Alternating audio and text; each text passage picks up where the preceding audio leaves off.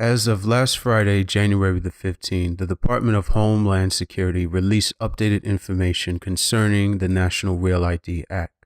And starting January the 22nd of 2018, passengers with a driver's license issued by a state that is not compliant with the Real ID Act will not be able to board their flight or will need to show an alternative form of acceptable identification for domestic air travel to board a flight. This took place when Congress back in 2005 signed the Real ID Act in response to the 9/11 Commission's recommendation that the federal government set standards for the insurance of sources of identification such as driver's license to prevent terrorists. As for the Real ID Act of 2005, it was the concern for the enhance of travel security after 9/11 Commission documented several of the 9/11 terrorists had valid state-issued driver's license and were able to freely board airplanes even though they were terrorists who had entered the U.S. illegally. The states that are not complied with the Real ID standards: Illinois, Missouri, New Mexico, Washington, and Minnesota. The problem with the national ID cards is that it would foster new forms of discrimination and harassment. The national ID system throughout history has been used to discriminate against people on the basis of race, ethnicity, religion, and political views. Also, due to the fact that the card is biometric, verification is any means by which a person can uniquely identified by evaluating one or more distinguishing biological traits. The national ID card will have the same effect on a massive scale as Latinos, Asians, Caribbeans, and other minorities become subject to the status of identity checks from police, banks, and merchants. Another problem I really see happening with these Real ID cards being implemented into our system is the fact that private sectors can use this information to invade our privacy. The Real ID would make it easy for anybody in the private industry to snap up the data of these IDs. Already, bars often swipe licenses to collect personal data on customers, but that would just prove to be the tip of the iceberg as every convenience store learns to grab that data and sell it to data companies for a dime.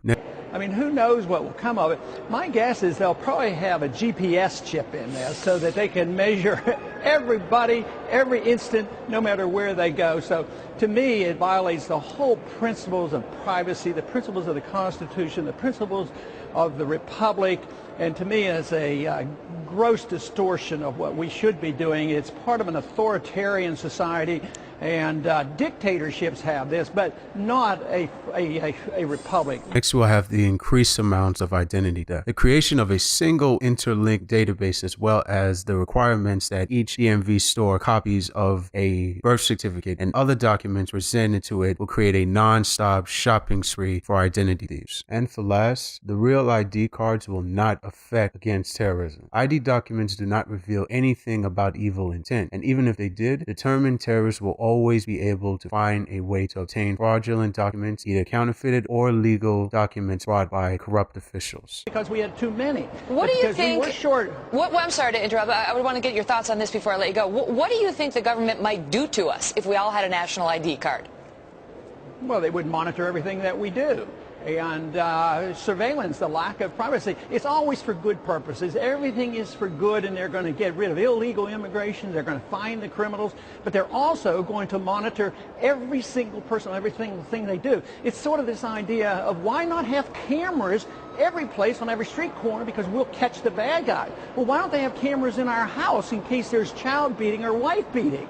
I mean, that's when one thing leads to another. You either believe in freedom or you don't. If you think you need supervision and surveillance constantly by your government, and right now, the degree of confidence and trust in our government is very, very low. To turn this additional tool over to the government, to me, should outrage the American people, and so far the people I hear from are outraged. So interesting. These Real ID cards will just continue to be one of attacks of our privacy. And to all people who are awake out there, we must continue to fight demands against the federal government. Thank you for watching. Don't forget to like, comment, and subscribe to Invasion Media. Like us on Facebook and follow us on Twitter.